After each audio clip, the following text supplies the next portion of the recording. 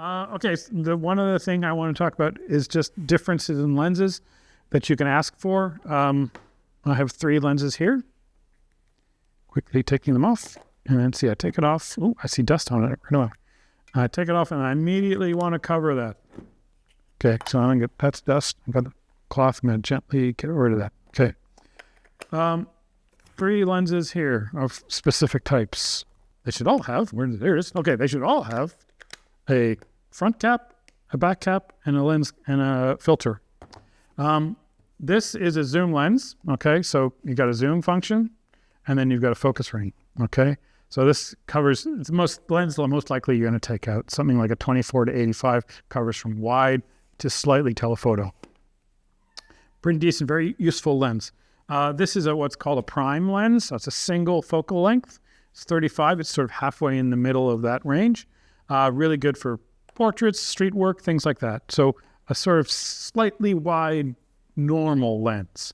The normal lens that people talk about is anywhere between a 35 and a 50 mil on a DSLR or a 35 millimeter framed camera, which is what these are.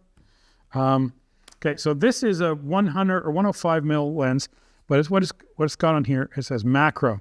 Okay, so what this means is that this lens, when properly used, can focus down to less than a third, basically 2.5 inches from the lens.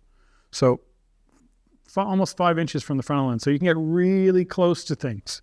Most lenses won't do that because they don't work the way this lens works. There are a number of macros you can get from the Equipment Center. I think they had this 105 Nikon. They also have 60 mil Canon and 100 mil Canon macro. So if you want to take pictures of really tiny things, you need to get a macro lens. Okay, they tend to be prime lenses, or there's some Canon zooms that do it a little bit, but they're really useful. It's kind of fun to shoot really small. They tend to be a little bigger because they have to get really long in order to get very close to something. So if we put it on this camera here, and where's the dot? There's the dot. Line the dots up. Click. Make sure it's on there. Okay. So if we look at this guy, turn the camera on, switch the menu, we can get very close to him.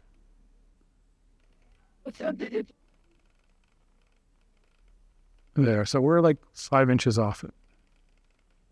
And we're basically blown it up to size as. Okay, so the macro lens will let you do that. In fact, we can probably go, if I switch to manual, I can probably get even closer. Go to maximum and then just move the camera in. There we go.